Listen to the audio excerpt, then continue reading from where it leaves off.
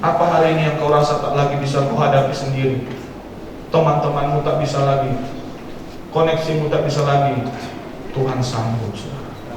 Amin. Hidup kita hari ini makin ada progresnya. Kenapa? Tangan kita dibuat Tuhan berhasil.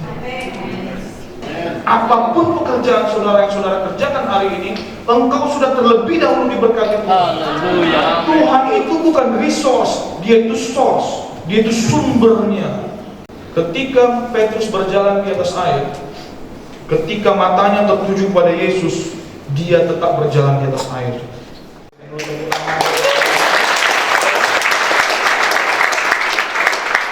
Baiklah, minggu lalu kita bicara tentang pentingnya mendengarkan firman. Ketika kita bicara iman, iman tidak mungkin timbul ketika kita nggak pernah mendengarkan firman Tuhan. Karena firman Tuhan berkata, iman timbul dari pendengaran, dan pendengaran akan firman Kristus. Amin. Dan hari ini saya mau bicara dalam masih series tentang Divine Enlargement. Tahun ini kita bicara tentang perluasan ilahi terjadi di dalam kehidupan setiap jemaat GKKI Promise Land Ministry. Hari ini saya bicara, topiknya saya kasih tangan yang diberkati Tuhan. Amin. Tadi saya lihat saudara mikrofon ini ya. Saya pernah nyanyi di English Service dulu. Jadi pada waktu itu English Service masih di Mega Mall. Jadi pada waktu itu saya lupa nama worship leadernya, perempuan.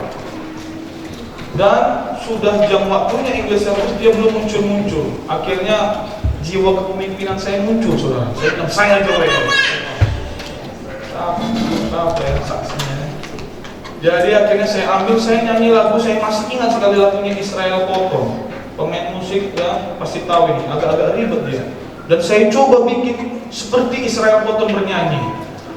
Jadi kemauan tinggi, kemampuan rendah, saudara. Akhirnya ketika saya nyanyi, pales semua. Akhirnya saya di hari itu WL pertama di English Service, dan hari itu juga saya langsung dipecat, saudara. Tapi ketika orang lain, ada waktu itu orang Filipina, mereka nyanyikan lagu Israel Cotton itu, mikrofonnya sama. Jadi suaranya itu memang wah kayak suara surgawi, indah sekali. Mikrofonnya sama. Siapa yang berbeda? Tangan dan suara yang ngomong di mikrofon itu yang berbeda.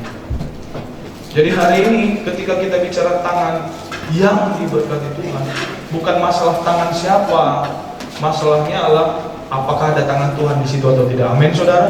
Hari ini kita akan belajar. Jadi saya ada catat di sini, ketika kita bicara divine enlargement, perluasan ilahi, konotasinya itu bisa dua. Konotasi yang pertama adalah kita jadinya fokus kepada diri kita sendiri. Akhirnya kita berusaha dengan sekuat tenaga, sama seperti saya tadi, kemampuan saya terbatas, saya nyanyi males deh. Kita berusaha, akhirnya kita mengenal diri kita sendiri, kita kecewa. Yang kedua, kita ekstrimnya adalah ya udahlah, Tuhan aja lah kalau kayak gitu. Kita jadi malas, kita jadi gak ngapa-ngapain, kita jadi tidak bertindak sesuatu, kita gak berani mengambil resiko, kita gak berani melangkah dengan iman. Kenapa? Tuhan atur nanti. Jadi saya mau kita belajar hari ini sama-sama, bukan ekstrim manapun, tapi kita tahu bahwa tangan yang dipegang Tuhan pasti diberkati Tuhan. Amin.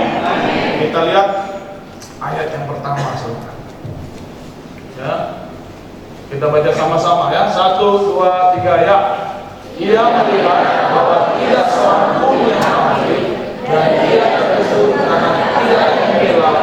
Maka tangannya sendiri memberi dia pertolongan dan keadilan. Saudara pernah nggak mengalami ketika engkau menghadapi satu masalah, satu kondisi di mana kita melihat tak ada lagi pertolongan? Ketika kita lihat koneksi kita nggak bisa membantu kita. Ketika kita lihat kata dokter pun sudah bilang nggak bisa lagi. Ketika kita tanya ahli ekonomi bilang, wah Pak, keuangan Bapak ini sudah di luar nalar. Semua kita tanya, tidak ada lagi pertolongan. Kiri kanan kita cari, tidak lagi bisa tolong. Ayat ini bilang, saudara, di sini ya. Sama-sama kita lihat ya, sama kita baca 1, 2, 3 ya. Maka tangannya sendiri, ketika tidak ada lagi yang sanggup menolong kita, saudara, ada satu tangan yang dahsyat yang luar biasa, yang melebihi daripada segala akal logika kita, yang sanggup menolong saya dan saudara. Dia bilang tangannya sendiri. Maka saya sering dengar istilah itu, ketika engkau angkat tangan, menyerah, maka Tuhan akan turun tangan. Saudara, ada banyak kisah di Alkitab ketika sudah nggak mungkin lagi, tak ada lagi solusinya, gimana pun dipikir-pikir tidak mungkin, tetapi ketika tangan Tuhan sendiri turun tangan, masalah itu selesai. Kalau saudara lihat gambar ini, apa yang saudara ingat? Gambar orang Mesir di padang gurun. Mereka ada sekitar 2-3 juta orang. Saya pernah ceritakan ini, 2-3 juta orang, saudara. Kami kemarin kalau ngumpul-ngumpul bapak-bapak itu, saudara, itu minimal berapa yang siapkan makanan, ya kan? Ada harus berapa beras, ya kan? Kayak saya sama Pak Boy ini minimal tambah 3 kali. Dan di 3 juta orang itu ada berapa yang jenis kayak kami ini? Jadi kalau kita kasih makan Indomie pun 2 bungkus satu orang, 3 juta, berapa bungkus Indominya? 6 juta bungkus. Ngeri. Dan mereka bukan sehari 2 hari di padang gurun. Berapa lama? 40 tahun. Tapi Tuhan udah lihat nggak bisa lagi mereka ini cari pertolongan di mana-mana. Tuhan kasih mereka makan tiap hari. Lihat ini. Makanya saya waktu dijelaskan Dr. Tan itu, ketika mereka mau pergi ke bait Allah, mereka harus jalan jauh, katanya begini, kita bisa bayangkan banyak banget, saudara. Ketika tak ada lagi solusinya dari manusia, tangan Tuhan sendiri tolong. Amin. Apa hari ini yang kau rasa tak lagi bisa kau hadapi sendiri? Teman-temanmu tak bisa lagi, koneksimu tak bisa lagi, Tuhan sanggup, saudara. Amin. Kiri gunung, depan laut, belakang pasukan Mesir. Tak ada lagi. Mau nelpon siapa? Telepon Pak Meltari. Nggak datang Pak Meltari. Kemana dia mau cari pertolongan? Dia bilang Tuhan, dan Tuhan bilang ngapain kau teriak-teriak? Ini kami nggak tahu mau kemana lagi. Tangan Tuhan sendiri yang turun, laut dibelah, saudara. Ini tak masuk akal. Hari ini kalau kau pikir nggak mungkin lagi, Pak, ini udah ponisnya nggak bisa lagi, Pak. Nggak, laut pun bisa dibelah, saudara. Apa yang perlu dibelah dalam hidupmu? Tuhan bisa turun tangan. Amin. Lanjutnya, saudara. Kalau melihat ini apa? Burung gagak siapa? Elia. Saudara, jangan saudara, buat kita sering dengar cerita kan burung gagak bawa makanan ke Elia. Burung gagak ini pemakan bangkai, saudara. Tak masuk logika ini. Dia ambil makanan dari istana, dia bawa daging dan dikasihnya kepada Elia. Dulu belum ada GoFood. Belum bisa dia buka aplikasi Gojek, saudara. Tapi tiap hari burung ini tahu jam makannya si Elia. Bayangkan, kadang-kadang istriku pun lupa jam makan. Udah makan masak dulu? Belum, oh masak dua. Tapi burung gagak ini ada dia timernya, saudara, ada dia mengingatkan alarmnya, udah jam makannya si Elia, salah pencet. Nah ini udah jam makannya Pak Joshua kayaknya. Jam makan si Elia diingatkan Tuhan, burung gagak itu bawa makanan dari istana raja dan dibawa kepada Elia yang lagi di padang gurun sembunyi. Ini nggak masuk akal. Kenapa nggak burung itu makan di tengah jalan? Anak-anak pernah kita suruh belanja, kita suruh dia beli apa di tengah jalan, dimakaninya makannya sampai umur udah setengah ya. Burung gagak, saudara. Ini nggak ada trainingnya ini, nggak ada sekolah burung gagak dulu. Di luar logika. Jadi apa hari ini yang kau rasa di luar logika, Tuhan bisa tolong. Amin. Divine enlargement bicara tentang perluasan ilahi ini bukan secara material saja, saudara. Spiritual, kerohanian, saudara. Keluarga, saudara. Anak-anak, saudara. Pekerjaan, saudara. Setiap aspek hidupmu bawa Tuhan di situ. Kalau tangan manusia tak bisa tolong, Tuhan sendiri yang menolong, saudara. Haleluya. Oh, betul. Jadi jatuh. Jadi terus gimana dong Pak? Kita ini kan ada ups and down. Tuhan itu stabil ya. Tapi kita masih dalam tubuh nih, masih dalam daging kita. Masih kadang-kadang happy, kadang-kadang nggak happy, kadang-kadang kita semangat, kadang-kadang nggak semangat. Ya kan, habis ngopi mata kita terang, habis makan B2 kita ngantuk. Nah, tuh tubuh kita itu masih begini. Maka itu kita perlu dikelilingi dengan orang-orang yang sering mengandalkan Tuhan, yang ceritanya mengandalkan Tuhan, yang obrolannya tentang Tuhan. Makanya di Ibrani katakan jangan jauhkan dirimu dari pertemuan-pertemuan, saudara. Saya sering dengar sekarang itu, sejak COVID bilang, ngapain Pak, nggak perlu ke gereja sekarang, bisa dari YouTube, dari kamar pun aku bisa menyembah Tuhan Pak, bisa dengar khotbah Pak. Betul, saya bilang saudara. COVID itu ada waktunya. Di saat itu memang itulah cara terbaik. Tapi strategi yang Tuhan berikan di gereja mula-mula adalah berjumpa, ngumpul, saudara. Alkitab berkata di Kisah Para Rasul pasal 2 dan 4, mereka ngumpul tiap-tiap hari. Kan kita nggak usah tiap-tiap hari, kan? Nanti gemuk kita, karena setiap kali kita ngumpul makan. Makanya saya dengar kemarin kaum pria udah luar biasa, katanya udah mau dirubah sedikit, ngumpul olahraga. Puji Tuhan lah. Ini tiap ngumpul makan. Pak Marco bilang aku 5 kilo, udah repot kita. Jadi saudara, apa yang terjadi? Kita ngumpul, kita ngobrol, yang kita bahas, kita udah tahu nih, ya kan? Ada yang kita bahas, yaitu firman. Makanya kalau Pak Sufri nggak datang, kita rindu sama dia, kan? Mana ini Pak Sufri? Pembawa obor, ya kan? Efesus 5. Pasti dari tunggu-tunggu atau lama-lamain. Jadi saudara, kita perlu ngumpul. Maka apa? Ibadah. Di sini dimana firman diberitakan. Perlu apa? Komsel. Dimana firman itu kita bicarakan. Di komsel itu setupnya berbeda. Kita bisa sharing satu sama lain. Ya, kemarin kita udah training komsel. Jadi si pembicara, si yang pembagi materi yang dibahas hanya bicara 15 menit. Setelah itu apa? Mulai satu-satu sharing apa yang didapatkan, apa yang dialami, di mana firman itu berbicara dalam hidupnya. Ada amin? Maka itu yang mengingatkan kita, ada tangan Tuhan yang dahsyat. Saudara, saya teringat satu kisah itu tentang si Nuh. Nuh ini bukan manusia sempurna, saudara. Tapi Tuhan pakai dia membangun bahtera yang baru pertama kali muncul di Alkitab, dan tak ada buku manualnya, tidak ada yang ngajarin dia bikin bahtera, tetapi bahtera itu menyelamatkan keluarganya, hewan-hewan yang diperintahkan Tuhan. Kenapa? Ada tangan Tuhan. Ya, yang baru-baru menikah maupun yang sudah lama menikah, tangan Tuhan kok yang pegang bahtera keluarga kita. Amin. Wah Pak, ini kan pernikahan pertama. Emangnya mau berapa kali saudara menikah? Nggak ada yang profesional. Kita terus belajar dan belajar, saudara. Amin. Selanjutnya,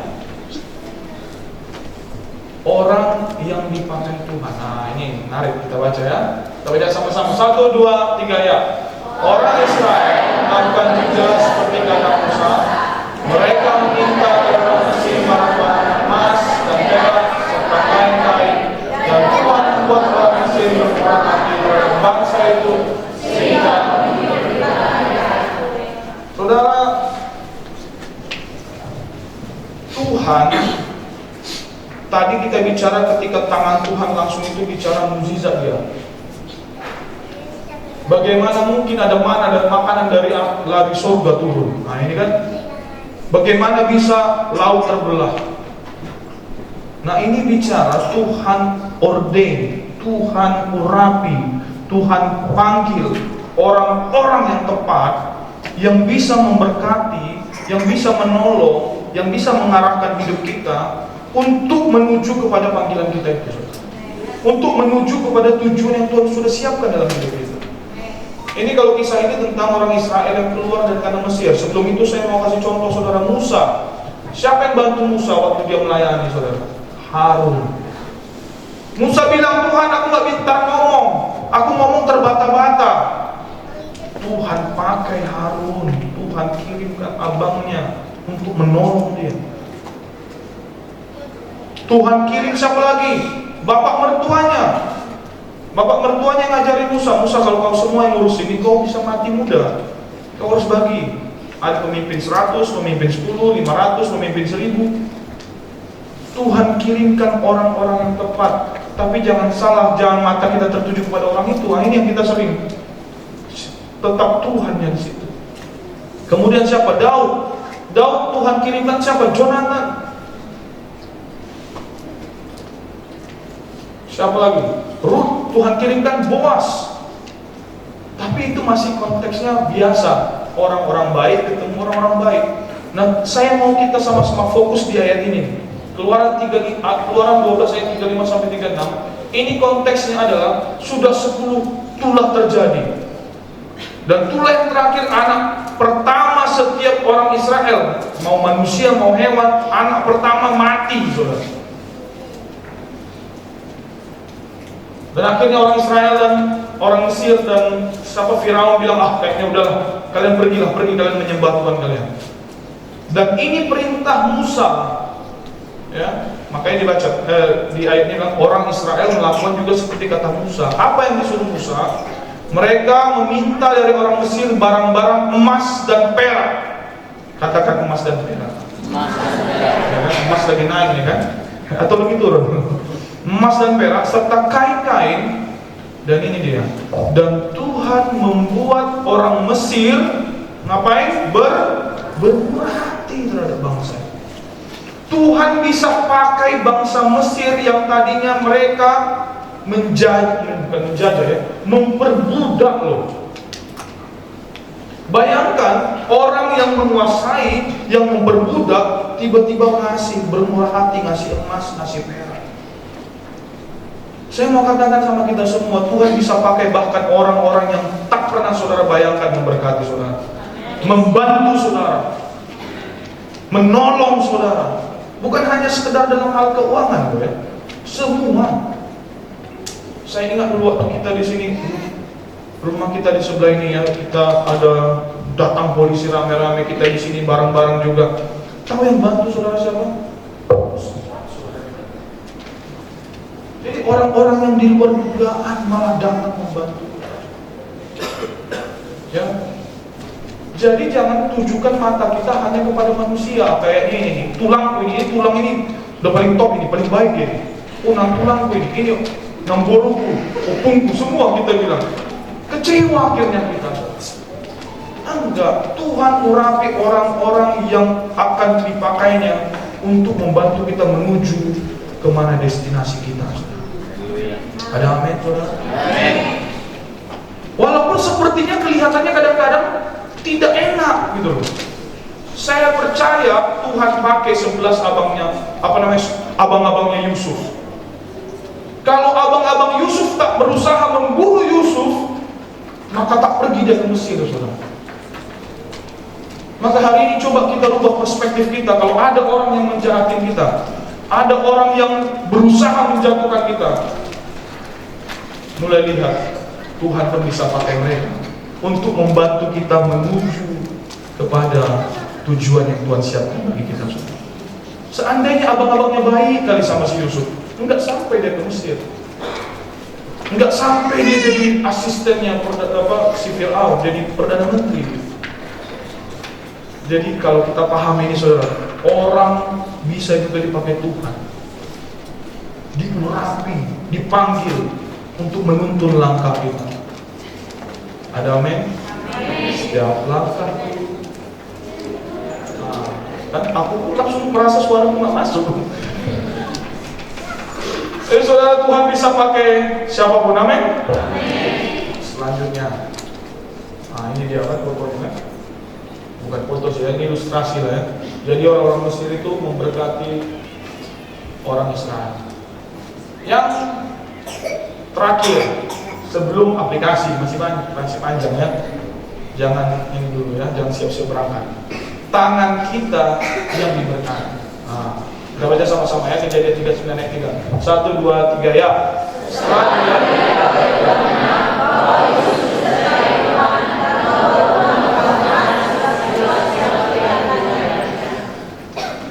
Sesuatu yang membuat berhasil segala sesuatu yang dikerjakan. Saudara, kalau kita lihat dari ayat ini, satu pernyataannya bahwa Yusuf disertai Tuhan. Kondisinya, saudara jangan salah ya. Kadang pemahaman kita ketika disertai Tuhan itu enak-enak aja. Ya, semuanya sepertinya mulus. Saya mau katakan belum tentu, saudara.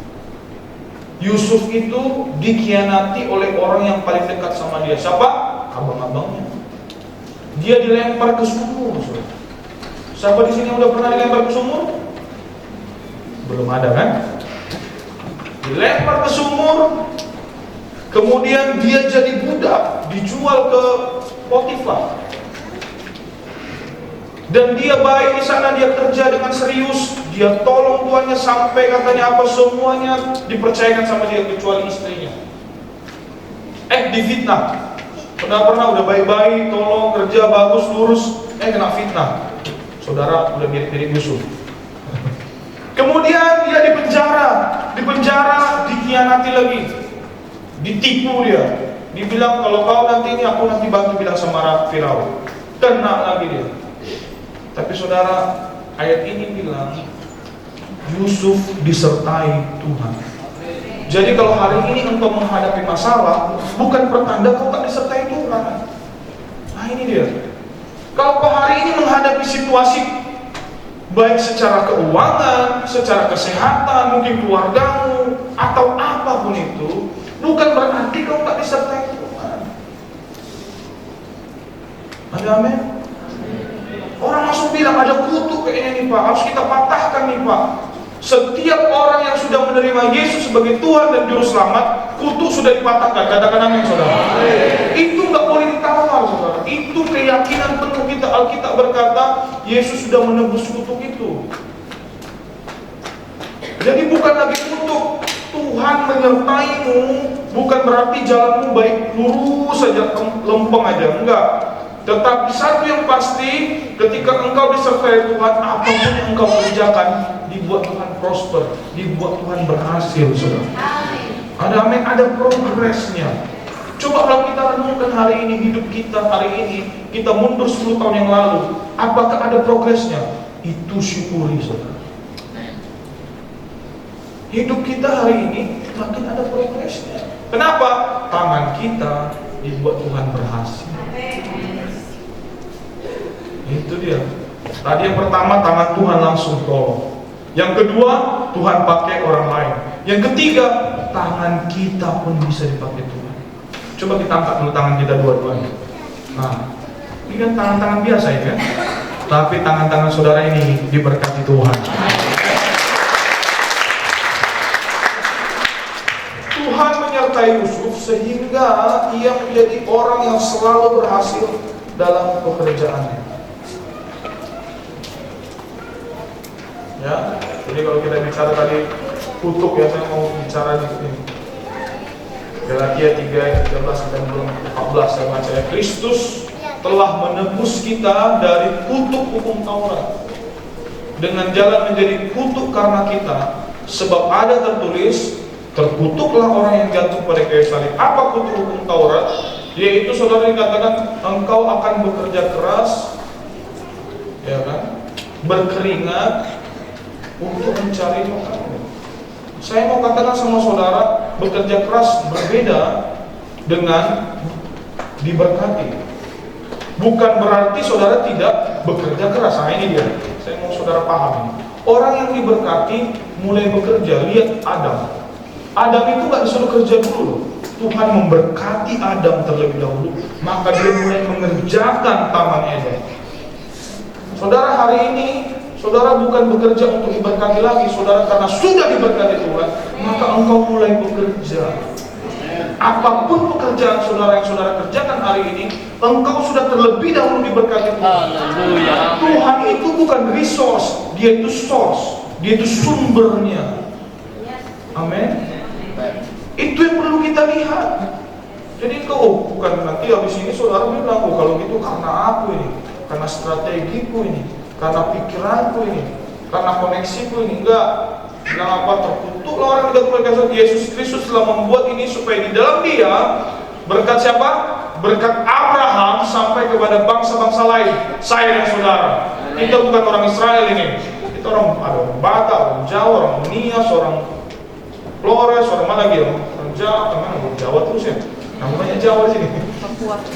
Orang Tionghoa, orang Manado, ya kan? Orang mana lagi belum? Jadi semua agar kita bangsa-bangsa lain selain bangsa Yahudi itu menerima berkat Abraham. Sehingga oleh iman kita menerima roh yang telah dijanjikan, Roh Kudus. Maka saudara-saudara tidak di bawah kutuk lagi, saudara. Amin. Saudara itu di bawah berkat Tuhan. Berkat Abraham itu dikatakan engkau akan kuberkati, melalui engkau bangsa-bangsa akan diberkati. Haleluya. Selanjutnya, terus gimana Pak aplikasinya? Saudara,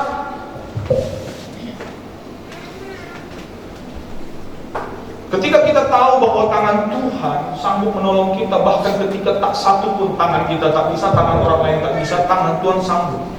Ketika kita tahu Tuhan juga bisa pakai orang bahkan yang tidak suka sama kita memberkati kita. Ataupun tangan kita sendiri pun dengan apapun yang kita punya, ya, apapun yang kau punya loh. Musa yang dia punya tongkat, Daud yang dia punya batu kerikil ya, dari sungai diambil dia itu. Apapun yang di tanganmu Tuhan bisa pakai.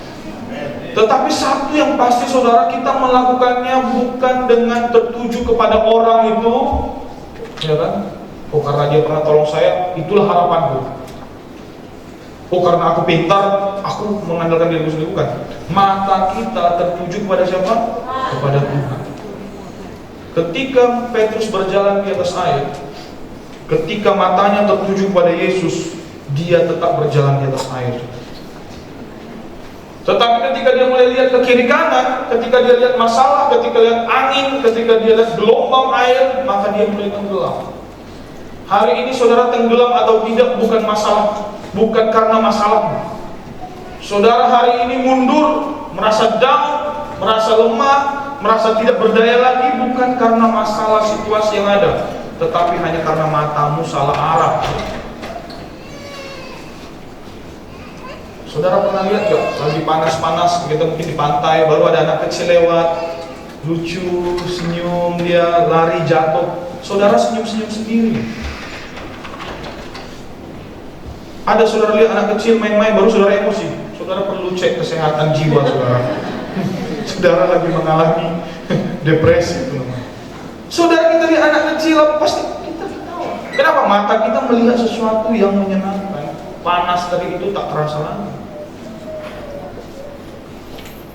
Ya, jadi tergantung mata kita kemana nih. Ketika mata kita tertuju kepada Tuhan, Tuhan itulah sumber segala-galanya.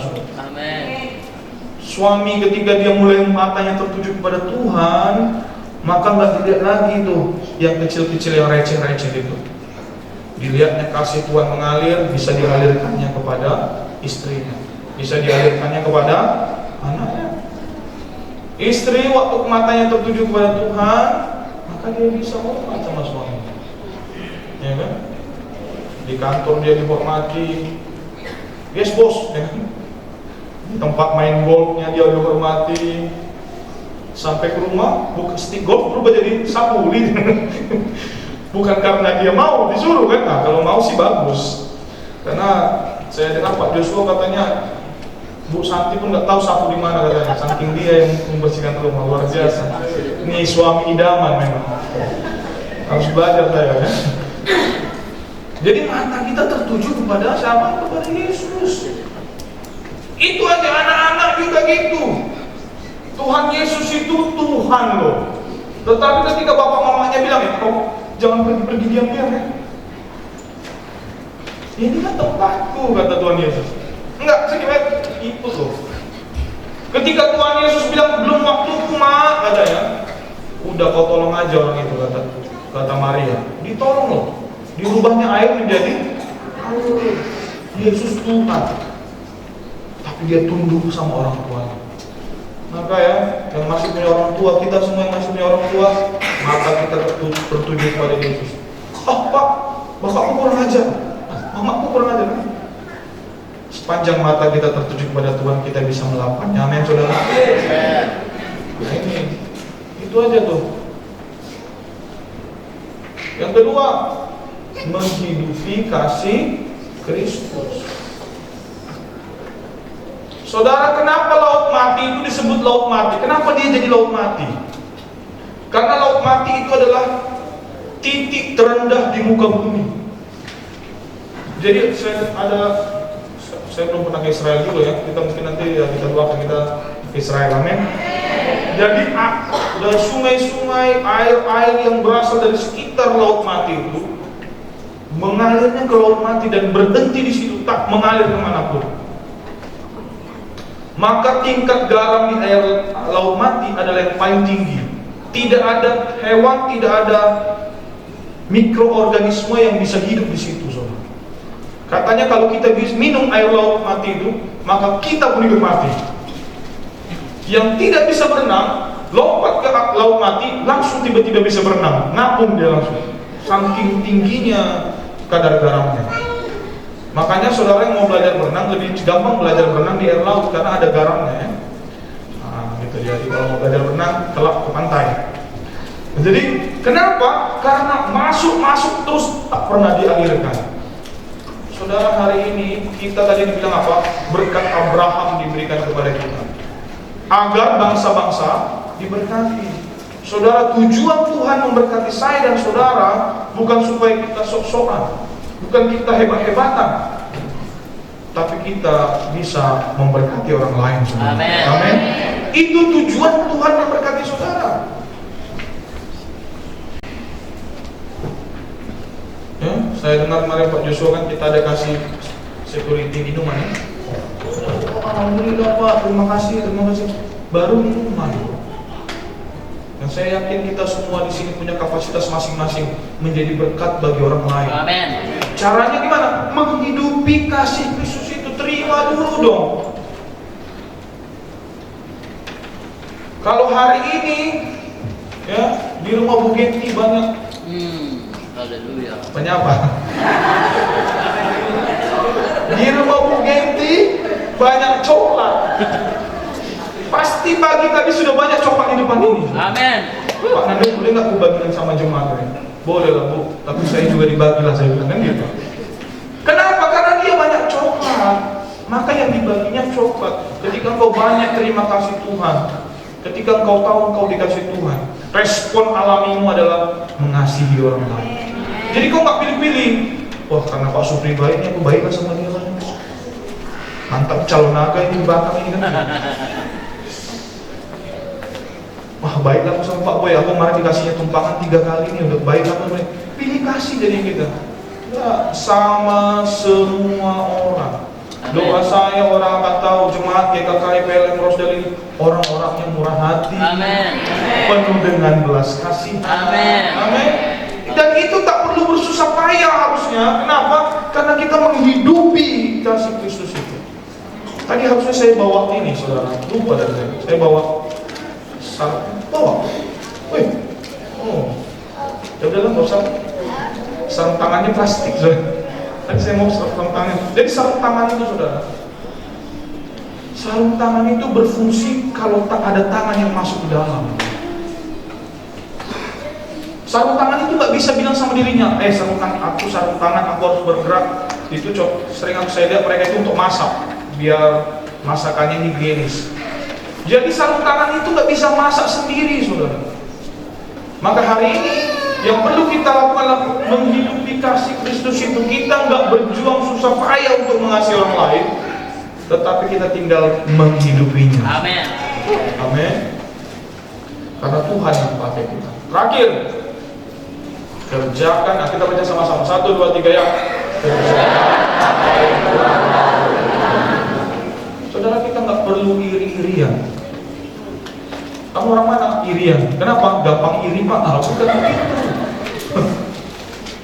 Kita nggak perlu iri sama orang lain. Tuhan sudah taruhkan kapasitas kita masing-masing dan kita kerjakanlah itu. Kita nggak perlu berusaha jadi Yusuf. Belum tentu kita sanggup jadi Yusuf.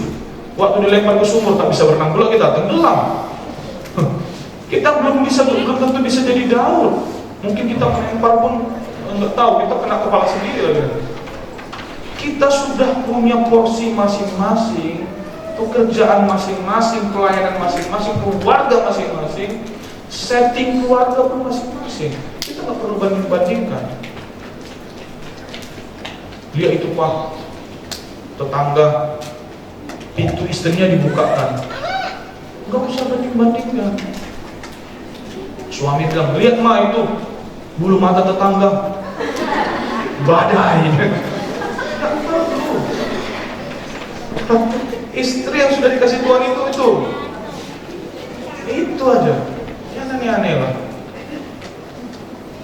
Dan jadi apa yang Tuhan taruhkan di tanganmu, ketika engkau kerjakan, setia di situ, maka engkau akan menikmatinya. Tangan yang cakap akan berdiri di hadapan raja-raja. Pak, saya hanya pintar Pak. Ini Pak, nyapu Pak. Itu pun bisa dipakai Tuhan. Saya Pak, boleh Pak izin hari Sabtu nyapu gereja? Silakan Pak. Pasti siswa-siswa senang, ada kawan bantu nyapu. Enggak harus jadi Pak Boy nyanyi di sini, enggak harus. Jadi kerjakan apa yang Tuhan taruhkan di tangan. Ya, ketika tangan Tuhan pegang itu, ketika tangan Tuhan pakai yang kau punya itu akan bisa luar biasa. Amin. Tongkat di tangan Musa dilemparkan belah laut. Coba kita lempar tongkat kita, nggak bisa, saudara. Ya, Daud kerikil, rudal aja belum tentu bisa, lagi ini bisa kerikil. Apalagi apa yang di tanganmu? Anak kecil itu kan bawa 5 roti dan 2 ikan, bisa masih makan 5.000 orang laki-laki. Jadi hari ini apapun yang di tanganmu, bersyukur, kerjakan dengan sungguh-sungguh. Bukan malas-malasan, bukan tidur-tiduran. Iyalah, wajarlah begini, wajarlah begitu, aku memang begini, jangan. Di hari ini sama-sama kita tahu bahwa tangan kita semua di sini diberkati Tuhan.